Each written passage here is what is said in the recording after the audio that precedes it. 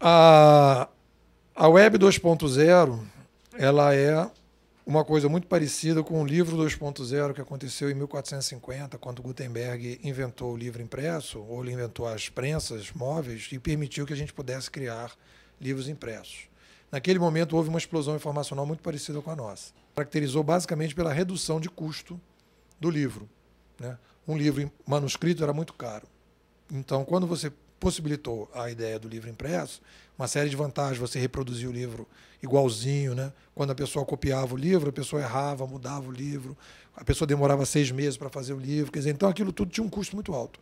O livro impresso criou a indústria do livro impresso. Todas as editoras, toda a indústria cultural, o surgimento da indústria cultural que a gente tem hoje é o surgimento em torno do livro impresso. Do livro impresso se fez a indústria do rádio, da televisão, etc., toda, dos jornais, né? Toda a estrutura veio dali. Quando surgiu a internet e surgiu o computador em 1940, o microcomputador em 1980, a rede em 1990, e nós chegamos até 2004, né, com a evolução da rede. Isso também aconteceu na época do livro. O que acontece? Você tem a evolução de uma determinada plataforma de conhecimento, e naquele momento que aquela plataforma de conhecimento tem uma redução drástica de custo, você tem uma massificação do uso daquela plataforma. Então, a Web 2.0, na minha avaliação, é quando você consegue colocar o acesso das pessoas dentro, você baixa o custo de acesso através da banda larga. Se você olhar todas as redes sociais, colocar um gráfico das redes sociais e colocar um gráfico do surgimento da banda larga, a curva de ascendente da banda larga e a curva de ascendente das redes sociais é exatamente igual. Por quê? Porque você barateia o custo do acesso e as pessoas que ficavam limitadas ao seu uso passam a utilizar esse novo meio através desse tipo de nova possibilidade. Então, a Web 2.0, muita gente fala que é uma opção de coisa, mas eu acho que o centro, né, a coisa mais importante da Web 2.0 é a possibilidade da oficialização, né, ou digamos assim, da massificação dessa nova interação do ser humano, muitos para muitos à distância. Então, essa que é a caracterização da Web 2.0. Por que ela vem? Ela vem para suprir uma necessidade humana que a mídia impressa não conseguia mais, que é permitir que um conjunto de ideias que estavam latentes na sociedade, escondidos na sociedade, viessem a público. Então, isso é um problema que nós vamos vivenciando a partir do aumento da população. Você vai aumentando a população e essa população tem a necessidade de uma ferramenta de troca de informação mais rápida, né? Então, ela vem resolver esse problema, né, da escassez da informação que a mídia impressa e que a mídia televisiva e que a mídia dos rádios estavam impedindo, né? Então, qual é a perspectiva agora? A perspectiva agora é que o sistema entre de novo num equilíbrio, e no momento que ele entra num equilíbrio, ele vai já entrando num processo de desequilíbrio de novo, que vai nos levar a um outro processo, que as pessoas podem chamar de Web 3.0 ou de internet mais adiante. Quer dizer, então, tudo isso é um processo sistêmico de equilíbrio e desequilíbrio. No fio da navalha, assim, numa corda bamba, que é o seguinte: nós temos de um lado os entusiasmados e do outro lado os tecnofóbicos. Então, os entusiasmados dizem que a internet veio salvar o mundo. E os tecnofóbicos vêm dizer que a internet é o diabo na Terra, né? E a gente tem que caminhar digamos assim, numa rua estreita, que é o seguinte: a internet ela não veio solucionar os problemas do ser humano e ela também não vai criar enormes problemas para o ser humano. Ela vem para resolver um problema sistêmico, um equilíbrio sistêmico, que do jeito que estava a informação circulando, ela não tinha mais condição de permitir que a gente mantivesse uma população de 7 bilhões. Então a internet ela vem fazer esse equilíbrio. Quando você tem o livro impresso, o que acontece com o livro impresso? De 1450 a 1500, na Europa, em 1500, tinham 27 mil títulos de livros rodando na Europa. 27 mil. Saiu do zero para 27 mil. Né? E você tinha 13 milhões de livros circulando na Europa.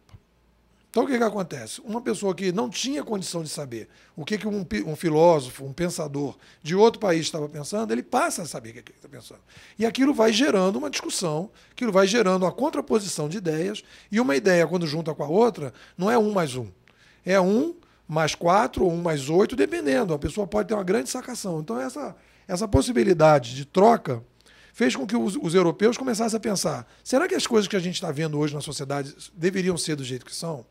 Aí vem a reforma de Lutero, que é uma coisa que está sendo muito estudada, né, pelos historiadores, os antropólogos da informação, né, porque aquela reforma do Lutero, tem até um filme que eu passo na sala de aula, a reforma do Lutero é a primeira grande mudança social que acontece a partir do surgimento do livro impresso. Então você tem o blog enquanto tecnologia e o blog enquanto ideologia. A tecnologia do blog, que na verdade hoje passou a ser uma forma melhor de publicação, a tecnologia do blog, ela vai ser adotada por todas as empresas. Já está sendo e vai ser.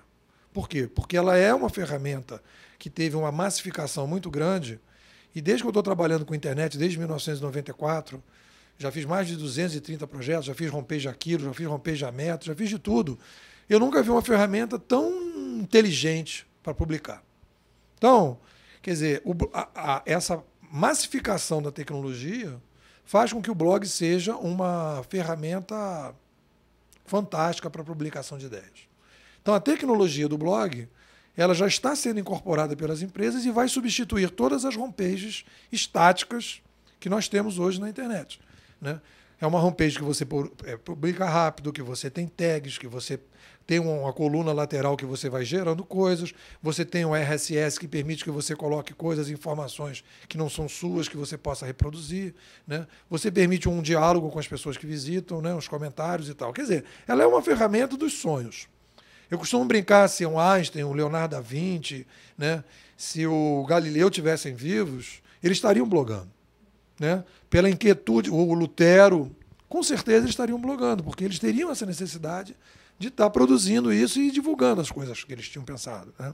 Eu acho que a gente tem 2 tipos de blog hoje disputando a vida na internet. Você tem o blog da mídia e o blog off-mídia. A mídia adotou, incorporou a ideia do blog, né? Então, às vezes eu vejo as pessoas assim: vou entrevistar fulano, que é um blogueiro de sucesso. Espera aí, blogueiro de sucesso que tem uma coluna no jornal? Tudo bem, o blog dele é uma extensão, ele é um cara conhecido. Para mim, blogueiro de sucesso é aquele cara que é off-mídia, que não tinha apoio de ninguém, e hoje ele consegue ter um público só pela qualidade do texto que ele tem e pelo que ele coloca naquilo ali. O blog, as redes sociais, todas as ferramentas de baixo para cima, eles vêm criar luz nas sombras da mídia, que o pessoal chama de idade mídia, né? Então ele vai criar luz na sombra que a idade mídia colocou. Então, por exemplo, aonde estavam as informações sobre o campeonato de botão de São Gonçalo? Qual é o jornal que cobria isso? Qual é a televisão que cobria isso? Qual é o rádio que cobria isso? E o pessoal de São Gonçalo que joga botão, eles não são pessoas? Eles não têm o direito de se divulgar as coisas dele? E as pessoas que gostam de futebol de botão não têm direito de trocar? Então eu acho assim que, quando eu vejo esse movimento dos blogs, quer dizer, o que acontece muito é que as pessoas, às vezes, querem substituir no blog a mídia. E, na verdade, o blog vem jogar luz aonde a mídia não joga luz. Você tem que escrever as coisas que as pessoas não estão escrevendo, você tem que procurar um ponto de vista que as pessoas não estão procurando, né? Porque existem 2 tipos de blog, o blog do eu vi e o blog do eu acho. Então, para o cara fazer o blog do eu vi, ele tem que ver coisas que ninguém está vendo. E aí ele vai complementar a mídia. Então ele, por exemplo, está fazendo um blog do eu vi, um campeonato de futebol de botão que ninguém viu. Aí ele acrescenta, ele joga a luz na internet. E o blog dele vai ter uma visitação proporcional ao que ele está vendo. Ou o blog do eu acho, que pode ser do eu vi e do eu acho, ou você dizer, olha, em função dessas coisas que eu estou vendo, eu acho isso, isso, isso.